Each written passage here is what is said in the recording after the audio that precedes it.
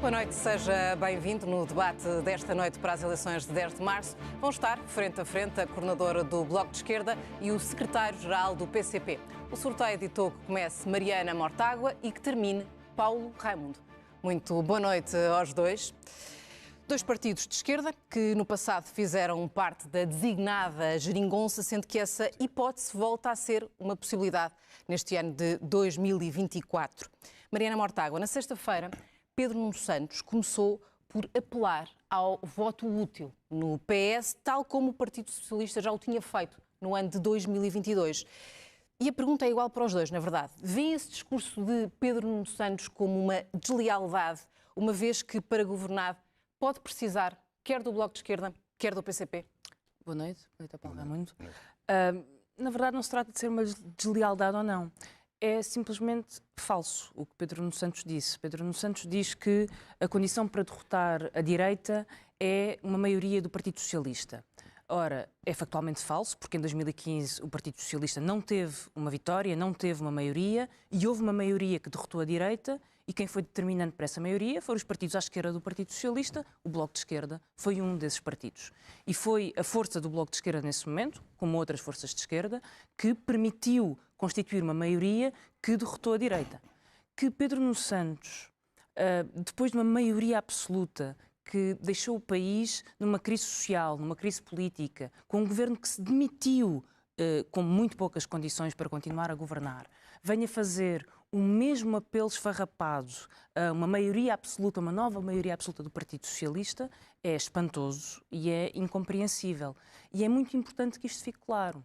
As maiorias determinam-se na Assembleia da República, as maiorias determinam-se e devem ser determinadas em torno de programas concretos e de medidas claras. E é por isso que tenho dito desde o princípio que a condição para termos uma maioria, para levar gente a ir votar, para dar um projeto de esperança ao país, é dizermos agora o que é que queremos fazer para resolver o problema das rendas e dos juros do crédito à habitação, para resolver o problema dos hospitais que estão encerrados à vez e do médico de família que não chega para todas as pessoas, para resolver o problema dos baixos salários e da enorme desigualdade salarial que se vive em Portugal, nomeadamente com propostas como os leques salariais que o Bloco de Esquerda defende, impedindo, como acontece neste momento, que o CEO ou presidente do Pingo Doce ganhe num ano aquilo que um trabalhador do Pingo Doce leva 221 anos a ganhar na sua vida.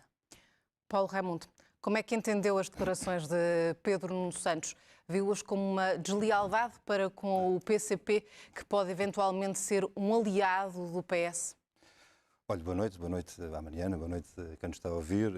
Permita-me só duas referências muito breves, porque até acho que tem mais importância do que as afirmações de Pedro Nuno Santos. A primeira é assinalar os 17 anos da vitória do sim no referendo da IVG, uma extraordinária importância para as mulheres e para o país, não é?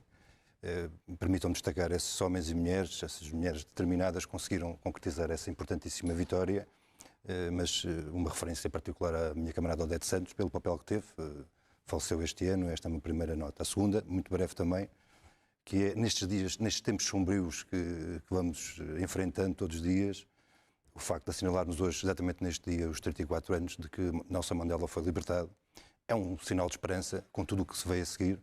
E não esquecer, como foram muitos cá no nosso país, muitos não, alguns no nosso país, alguns com responsabilidades muito estruturantes na altura, que o acusaram de terrorismo. Eu soube a afirmação, para não ocupar mais tempo, a afirmação que foi feita por Nuno Santos, quer dizer, de facto é uma realidade. Nós o que vamos decidir no dia 10 de março são a eleição de 230 deputados. E é nas maiorias que se encontrarem na Assembleia da República que se decidem os destinos do país. Sempre foi assim em 2015, foi assim em 2019, foi assim em 2022 e foi assim também anteriormente. E pronto, o Pedro Nuno Santos fez essa afirmação, por alguma razão será, mas há uma coisa que nós queríamos afirmar com muita clareza. É que o voto útil, naturalmente cada um chamará a si, mas o voto útil, nós entendemos que é na CDU. Porque ele não só é um voto de protesto e de soluções, é um voto que obrigará o PS a cumprir todas as promessas que está a fazer agora. Naturalmente, dependendo da correlação de forças que existir na Assembleia da República, foi assim, a história prova isso, e é um voto que firme, de garante do combate à direita. Tenha ela as formas que tiver, E, portanto, é claro, nós estamos na fase das promessas, estamos na fase da chuva de promessas, para depois, mais tarde, procurar-se justificar porque é que não se conseguem cumprir as promessas que estão a ser feitas hoje. Ora, nosso entender, nós estaremos lá com a força que o povo nos der para obrigar exatamente a que essas promessas sejam cumpridas, para nas propostas naturalmente que temos. A Mariana Mortágua propôs um acordo pré-eleitoral ao Partido Socialista. O PS não quis. Caso Pedro Nuno Santos mantenha esta posição, admite negociar só depois do dia 10 de março?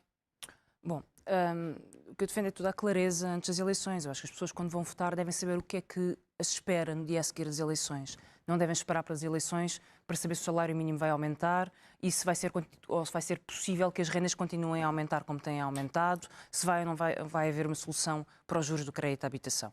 E é por isso que tenho defendido essa clareza, porque acho que ela é uma questão de lealdade e transparência para com os eleitores, mas mais do que isso, acho que é uma condição de mobilização ao voto. Nós queremos falar a todo o eleitorado que não quer um governo de direita, que sabe que a direita é regressão, que não tem qualquer tipo de resposta para o país, mas queremos falar a esse eleitorado dizendo: temos as respostas, sabemos como é que conseguimos colocar um médico de família nos hospitais, temos um programa de exclusividade, sabemos quanto custa e o que é preciso fazer.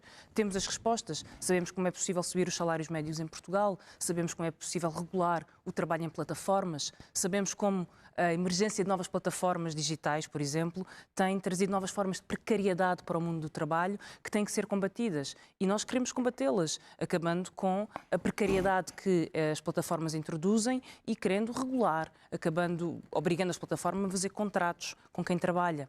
Queremos resolver a vida das 800 mil pessoas que trabalham por turnos em Portugal. 800 Mas como mil. é que avalia o silêncio do Partido Socialista? Eu penso que esse silêncio, na verdade, fala apenas sobre o Partido Socialista. Eu acho que essa clareza é devida aos eleitores e essa clareza mobiliza o voto e mobiliza o voto para uma maioria. Nós devemos por transparência e devemos porque queremos mobilizar toda a gente, porque queremos dizer às pessoas em Portugal que temos soluções e que, portanto, os partidos que têm a responsabilidade de encontrar soluções, como encontraram no passado, devem saber onde é que se entendem e devem encontrar soluções para poder dizer às pessoas o que querem fazer em cada área. E há uma das áreas em que há muito para fazer. O Paulo Raimundo lembrava, hoje comemoram-se 17 anos do referendo pela despenalização do aborto. É uma vitória de todas as mulheres em Portugal, uma vitória da dignidade, da liberdade. Mas não esquecemos que hoje o aborto, por exemplo, a interrupção voluntária da gravidez, não está garantida em uma boa parte dos hospitais em Portugal. É um direito que está consagrado na lei, que foi referendado e que foi uma vitória, mas não nos basta celebrá-lo. É muito importante celebrá-lo porque nos lembremos sempre que não há direitos garantidos para sempre, eles são uma permanente disputa, uma permanente luta, mas há muitas mulheres que não conseguem ter acesso à interrupção voluntária da gravidez porque o SNS não dá resposta. E é para dar resposta que é preciso haver clareza no que se quer fazer para o país. E por isso apresentamos um programa e soluções, com uma certeza de que um programa para resolver as coisas mais importantes do país terá de resolver estas questões: a saúde, a habitação, a educação, tantos alunos sem professor e também os salários. Paulo Raimundo, ontem disse que não será por falta do PCP que haverá instabilidade na República, dando a ideia de que viabiliza um governo do Partido Socialista. Mas também disse que o Partido Socialista roubou grande parte das bandeiras do PSD e que atualmente nada distingue estes dois partidos. Não há alguma contradição nestas duas afirmações? Não, ainda bem que me dá essa oportunidade. Se houver alguma contradição, vamos procurar clarificá-la agora. A primeira questão é: a nossa história fala por nós, né? E nós nunca faltamos. Nada que fosse positivo, quer a tomar a iniciativa, quer a fazer a proposta, quer a convergir, nada que fosse, tudo o que fosse positivo contou com o compromisso, com o apoio e com o contributo do PCP e da CDU. Essa é a primeira questão. Foi assim, a história demonstra isso. Aliás, se quisermos retomar de forma mais gráfica esse contributo decisivo que demos, recuemos a 2015, né? naquela noite eleitoral, com o papel que tivemos determinante de abrir um caminho novo que tombou completamente o tabuleiro. Essa é uma primeira questão. A segunda questão é que nós não confundimos, não dizemos que o PS é igual ao PSD, ou que o PSD é igual ao CDS, ou igual ao Chega, à Iniciativa Liberal. Não há nenhuma dúvida sobre isso. O problema não é as diferenças em que eles têm, e que têm muitas, algumas de fundo. O problema é quando eles se assemelham, Eu identifiquei. Olha, opções sobre interesses dos grupos económicos. O PS avança, o PSD não falhou à chamada. Olha, a resolução do Banif, do Novo Banco. PS identificou, o PSD não falhou à chamada. Foi nesse sentido. E há uma questão grossa, onde nenhum deles falha à chamada, que sabemos por experiência própria, tem a ver com uma coisa chamada legislação laboral. Quando se trata de olhar para a legislação laboral, não é só o problema da caducidade da contratação coletiva, não é só isso. O tratamento mais favorável ao trabalhador, é tudo o que tem a ver com salários e leis laborais. Veja-se as votações, veja-se as posturas. É nesse sentido que nós dizemos que, quando é preciso, naquilo que é grosso, naquilo que faz a vida, determina o caminho da vida, PS e PSD estão unidos nesse ponto de vista. E daí é que eu disse, e volto a dizer, porque é uma verdade, não há como, é um facto, não a inventei, é um facto. O PSD nunca falhou à chamada e o PS, de facto, roubou-lhe as bandeiras. Mas há uma outra questão que foi aqui colocada e parece-me que tem uma certa importância, que é o Partido Socialista é o Partido Socialista. O Partido Socialista é o Partido Socialista destes últimos 2 anos, que se apanhou com a maioria absoluta, como foi aqui afirmado. E com a maioria absoluta, com o poder nas mãos, com um governo, com uma maioria absoluta na Assembleia da República, com condições de governação e até com dinheiro, as opções que tomou foram as opções que tomou, não foram outras. Foi as opções que tomou. Mas olhando portanto, precisamente para esse legado que está a sublinhar Paulo Raimundo, é aí que eu ia chegar. Tendo em conta tudo o que aconteceu, admite um acordo por escrito com o Partido Socialista? É aí que eu ia chegar. E, portanto, a opinião que temos é que a única forma, a única condição de obrigar o Partido Socialista a vir a posições positivas, a soluções para o país, na saúde, na habitação, na precariedade, olha, na legislação laboral, quer dizer, não há nenhuma possibilidade de avançarmos, seja o que for, se não alterarmos as leis laborais. A única forma disso acontecer é constituir uma maioria na Assembleia da República, no nosso entender, com mais força, mais votos e mais deputados da CDU, que obriga o PS a vir. Porque o PS não vai vir por opção própria. Só vai vir se for obrigado e foi condicionado a isso. É a experiência que temos 2015, é a experiência que temos 2020, nestes últimos 2 anos de maioria absoluta. E, portanto, isto para dizer o quê? Que a questão da forma para nós não tem grande significado. O que interessa é o conteúdo. Quais são as propostas? Quais são as ideias? Como é que se vai andar para a frente? Mas o importante é que fique claro, o PCP não exclui assinar um acordo com o Partido Socialista. O que o PCP não exclui, primeiro, para nós a questão da forma, como disse, não é uma questão determinante. O que o PCP não exclui, nunca excluiu e tem prova provada disso, da vida, é que não falhará em nenhum momento a tudo o que seja positivo e também nunca estará longe do combate, pelo contrário, procuraremos estar na vanguarda desse combate contra tudo que seja negativo, venha lá de onde vier. Vamos olhando então para propostas mais concretas. Podemos falar da habitação, Mariana Mortágua, até porque hoje o PS apresentou o programa eleitoral e tem sensivelmente 2 novidades principais sobre a habitação. Propôs uma garantia pública aos créditos contraídos por quem tem até 40 anos e ajuda a quem deixa de poder pagar o empréstimo fazendo um contrato de arrendamento a essa família. Não são as únicas medidas, mas como eu referi, são as principais novidades. São medidas positivas no entendimento do Bloco de Esquerda? É sempre positivo ajudar quem não consegue pagar um empréstimo de alguma forma. O problema é que eu quero ver propostas para que os preços das casas baixem e as pessoas consigam pagar o empréstimo. Não propostas de recurso que as pessoas deixaram e estão em fim de linha. E é isso que diferencia propostas que são propostas de emergência, mas que não atacam a raiz dos problemas. E a raiz dos problemas da habitação são preços que não param de subir. E não param de subir porque não há regras para controlar o preço das rendas, e é por isso que o Bloco de Esquerda propõe limites às rendas especulativas e regras para o aumento das rendas. Os preços não param de subir porque não há regras para baixar os juros do crédito à habitação, e por isso o Bloco de Esquerda propõe que a Caixa Geral de Depósitos intervenha no mercado da habitação, baixando os juros com ganhos que podem ir de 1.500 euros para um empréstimo de 150 mil euros, 1.500 euros ao ano, um empréstimo de 150 mil euros com uma redução da taxa, e medidas para aumentar a oferta, a disponibilidade de casas. Há zonas no centro de Lisboa onde existem mais unidades de alojamento local do que casas. E isso acontece no centro de Lisboa e no centro do Porto. Na Baixa Pombalina, em Lisboa, há mais unidades de alojamento local que pessoas a viver.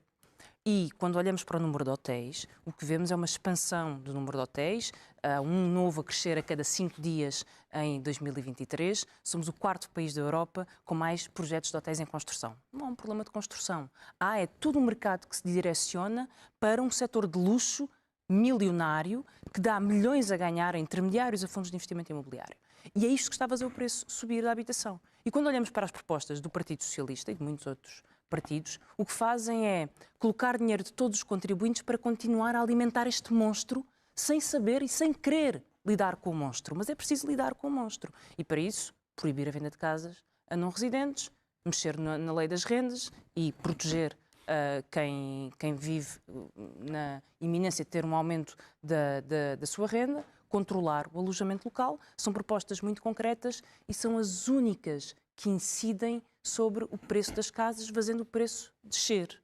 E é por isso que temos lutado por estas propostas, que são as propostas que muitos países já têm. Alojamento local, Viena, Paris, Nova Iorque controlam o alojamento local, Florença e Roma. Quando olhamos para o controle de rendas, metade dos países da OCDE está a fazê-lo neste momento. Olhamos para a proibição de casas a não residentes. O Canadá, que é um partido liberal, na União Europeia temos Malta e Dinamarca. Portanto, são medidas perfeitamente execuíveis e é em torno delas que encontraremos as soluções no dia a seguir às eleições. Que soluções é que apresenta o PCP para a questão da habitação? Olha, há uma questão que eu penso que é central no meio disto tudo, é que as propostas vão surgindo, né? Vão surgindo, ainda agora enunciou essas propostas que foram conhecidas hoje, vão surgindo de vários sítios, mas elas têm todas em comum duas questões. A primeira é a não resolução dos problemas de fundo. Essa é a primeira questão. E a segunda, que é uma coisa extraordinária, que é deixarem de fora de todo o esforço que é preciso fazer sempre os fundos imobiliários e a banca. E esta é que é a questão grossa. Então nós estamos confrontados com a banca com 11 milhões de euros de lucros por dia. É só isto. E as pessoas todas apertadas, não conseguem aguentar as suas prestações. Nós pagamos todos os dias, sai dos nossos bolsos todos os dias, dos bolsos de cada um de nós que está a ouvir, que estamos aqui a debater, qualquer coisa como 6,5 milhões de euros por dia em comissões, taxas e taxinhas e coisas desse tipo. Então, onde é que se tem que ir buscar? Onde é que se tem que exigir esse esforço, esse contributo para responder a este problema dramático que é o problema da habitação? Onde é que se tem que ir buscar esse esforço? A banca não faz nada para isto. A única coisa que se pede à banca é que aceite o Estado como fiador dos próximos créditos. Isto não pode ser. Nós temos que começar a ir aos lucros da banca. Primeiro, a partir das comissões, desde logo nas comissões. Esta é uma questão fundamental, porque senão há aqui qualquer coisa que não está bem. Aliás, há muita coisa que não está bem. E esta é uma delas. Mas, para além da questão da medida travão, o aumento das rendas,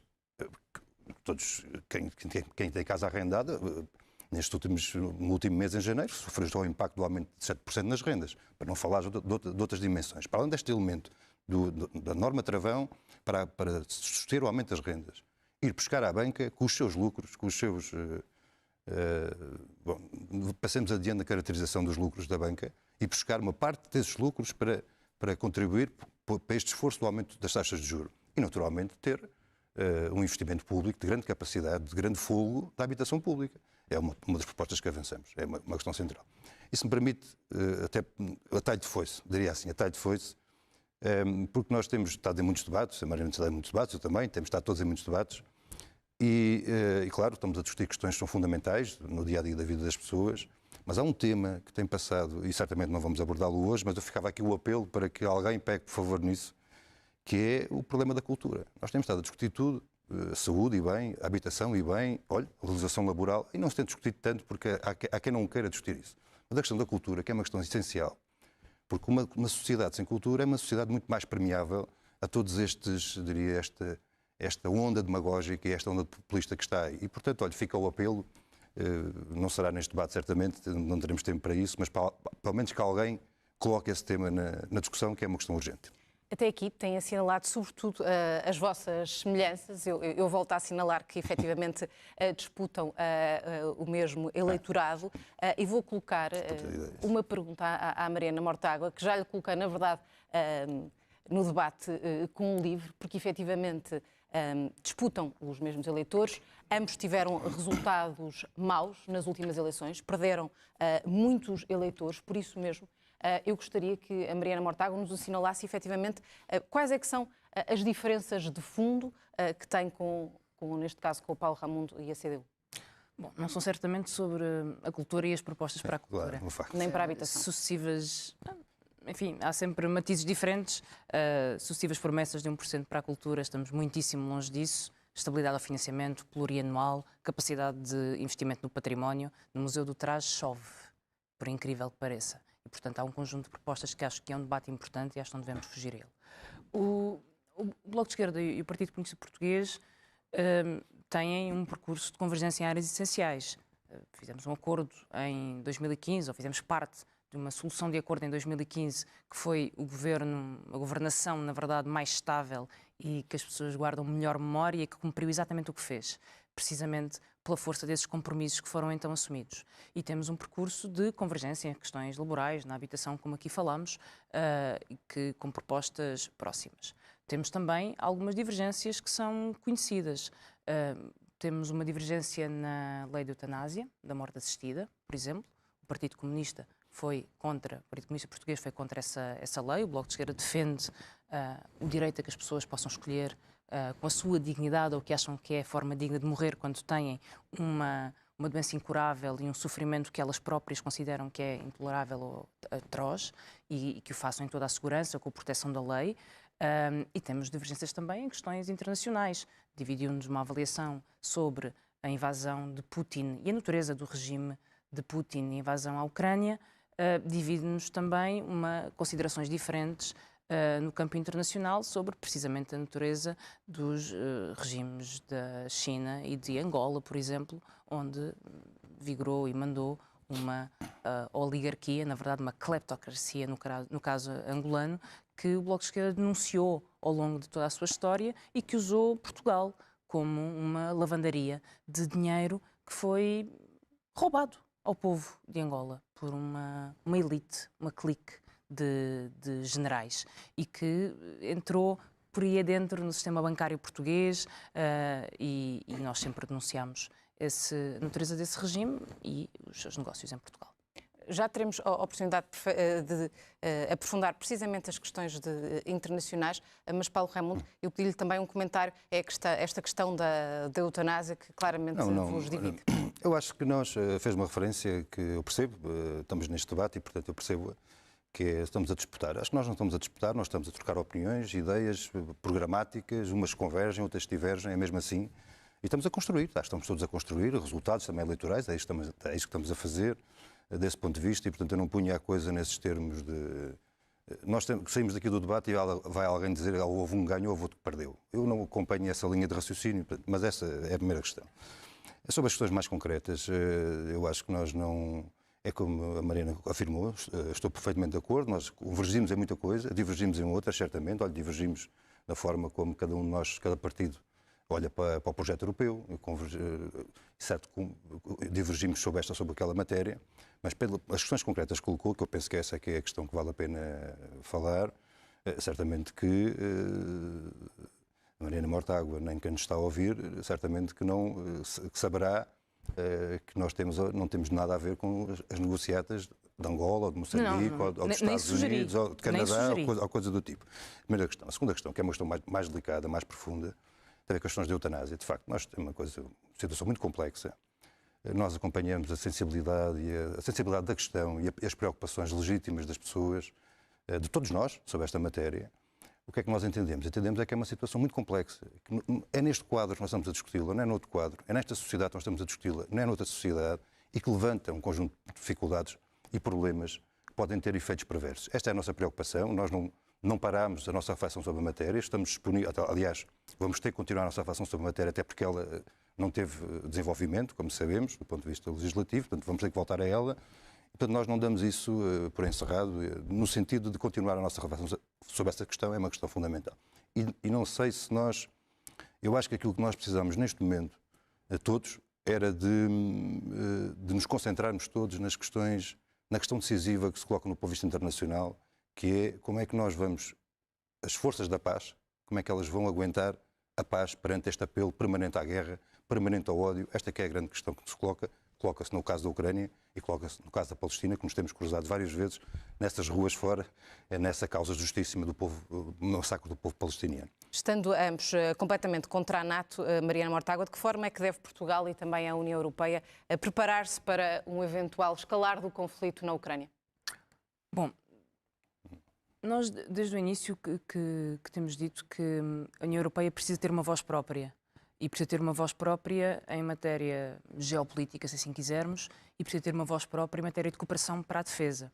E por isso sempre dissemos que a resposta e a União Europeia se devia organizar e os vários países deviam organizar os seus sistemas de defesa em cooperação, ao invés de servir projetos geopolíticos que não são os projetos da União Europeia. E no caso da Ucrânia foi muito visível, em que a União Europeia deixou de ter uma voz própria, perdeu uma voz própria que era essencial. e era essencial, nomeadamente, para ter um caminho para a paz, para que a União Europeia pudesse ser um ator no centro do território europeu, porque é aqui que está a acontecer a invasão, é aqui que está a acontecer a guerra, a caminhar para a paz, juntamente com a ONU, organizando uma conferência e a paz, toda a gente sabe, e é perfeitamente compreensível, envolve a autodeterminação do povo ucraniano e a sua vontade. E acho que essa é uma condição essencial para a paz na Ucrânia. Mas parece-me que essa é a questão essencial. É como é que a União Europeia tem uma voz própria, tem capacidade de cooperação entre os vários países para contribuir para uma paz duradoura, como, aliás, é uma das grandes conquistas da União Europeia, dentro destas fronteiras. Sabemos que depois, com questões muito complexas na paz nas suas fronteiras e fora das suas fronteiras, nomeadamente com toda a questão da Europa fortaleza, em que a própria União Europeia acaba por estar a pagar a outros países, como a Líbia ou a Turquia, para ter uma política que não respeita direitos humanos face aos imigrantes e refugiados que nos procuram. Mas essa é uma outra questão. Estava a falar apenas em matéria de cooperação e defesa e é essa a posição que temos defendido. O Partido Socialista, por exemplo, defende um reforço da política comum de segurança e defesa. É nesse contexto que também o Bloco de Esquerda entende o posicionamento da União Europeia em relação à Ucrânia? Sim, temos defendido que haja um reforço da cooperação em matéria de defesa entre todos os países da União Europeia, em respeito pela soberania de cada país. A defesa é uma condição essencial da soberania, como bem sabemos, e, portanto, não deve haver nenhuma questão sobre isso, mas é essa cooperação entre países da União Europeia que pode levar a União Europeia a ter uma voz própria e não servir interesses geoestratégicos de outras potências, nomeadamente, neste caso, dos Estados Unidos da América. Paulo Raimundo, como é que Portugal se deve preparar para um eventual escalar do conflito na Ucrânia? Olha, eu acho que as forças da paz não vão permitir que nós nos deparemos com uma situação em que temos que ir para a guerra total. Sinceramente, eu acho que há forças capazes de impor a paz no mundo e há forças capazes de impor a paz naquele conflito que há na Ucrânia, neste momento.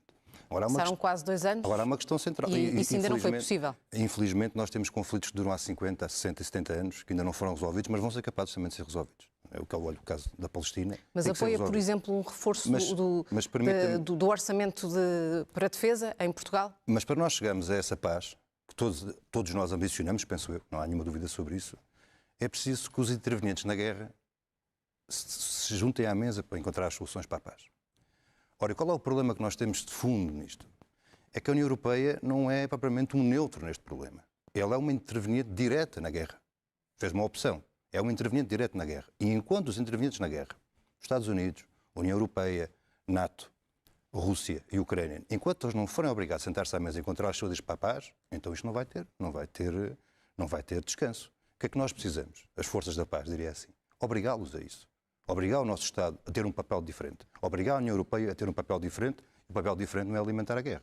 As guerras não se apagam com gasolina, com bombas, com armas. As guerras apagam-se com pressão política para a resolução política do conflito. É isso que nós exigimos. É isso que nós precisamos. Precisam os ucranianos, precisam os russos e precisamos nós todos. Precisamos nós todos, exatamente para travar essa escalada que frisou e que é verdade. Sobre a NATO. O debate não é para isso, não vamos aprofundar muito, mas eu diria sobre a NATO. A única coisa que nós precisávamos era que se cumprisse de uma vez por todas a Constituição da República Portuguesa. Porque se nós cumprimos a Constituição da República Portuguesa, nós estamos a dar um contributo significativo para a paz, que é aquilo que nós precisamos, neste caso mais imediato e mais perto de nós, nomeadamente na Ucrânia e na Rússia. Mariana Mortágua, em relação ao orçamento para a defesa, já no outro dia, também teve uma resposta em tudo semelhante àquilo que o Paulo Raimundo referiu aqui. Temos a mesma Constituição. Falou da Constituição da República Portuguesa. Eu tenho que lhe perguntar se reconhece que há falta de militares em Portugal. Os orçamentos de defesa têm vindo a subir substancialmente nos últimos anos. E embora os orçamentos tenham vindo a subir, só uma pequena parte é que se destina a reforço pessoal, a pagamento de salários, e há uma outra parte que, na verdade, há muito pouca transparência sobre a sua utilização. E na verdade, há um assunto que me preocupa, e as notícias têm alimentado essa preocupação. Não é a primeira vez que ouvimos falar de suspeitas muito prolongadas no tempo de, enfim, negócios mal explicados no Ministério da Defesa. Sabemos como isso aconteceu com o Marco Capitão Ferreira, que foi um ex-secretário de Estado da maioria absoluta do Partido Socialista, mas sabemos também que uma figura central do Ministério da Defesa, neste tipo de contratos que estão agora a ser investigados e sobre os quais defendemos que se faça uma auditoria, vem do tempo do governo de Durão Barroso. Portanto, a Defesa mexe com contratos muito importantes, com enorme valor. Mas não responder, eu só peço uma resposta rápida, porque estamos mesmo na reta final e o tempo final será do Paulo Raimundo. O que eu disse, tem havido um reforço muito substancial do orçamento de defesa. Eu acho que é preciso muita transparência sobre como é que Portugal está a gastar esse dinheiro, em que é que está a gastar esse dinheiro. E uma auditoria ao Ministério da Defesa neste momento é essencial, até pelas notícias que temos. Portanto, não me quer responder se faltam militares em Portugal. Eu penso que é necessário termos transparência sobre essas contas e cooperação a nível europeu, como já defendi no passado. Paulo Raimundo, o minuto final é seu. Não, olha, colocava-lhe também esta mesma questão. Essa questão, naturalmente, vamos lá ver, há várias questões em torno das questões da defesa que era preciso mais tempo para nós aprofundarmos. Mas eu penso que há uma das questões que se coloca hoje, que é transversal a tudo o que é profissionais, militares, forças de segurança, professores, médicos e todos os outros profissionais da administração pública, ainda com regimes diferentes, naturalmente, que é valorização das carreiras, das profissões e respeito. E respeito, que é uma coisa que tem grande significado. E os militares não passam ao lado disso. E nós estamos mesmo... E para chegar ao quê? Sem estas vertentes, aumentos salariais, gerais, urgentes para o povo, para dar resposta às necessidades agora, sem respeito e valorização das carreiras e das profissões, nós teremos dificuldades profundas do ponto de vista do funcionamento do país, em todos os níveis. Militares, forças de segurança, administração pública, médicos e também do ponto de vista do setor privado, com tantos e tantos milhares e milhares e milhares de profissionais extraordinários, qualificados, a saírem do país e que tanta falta fazem cá.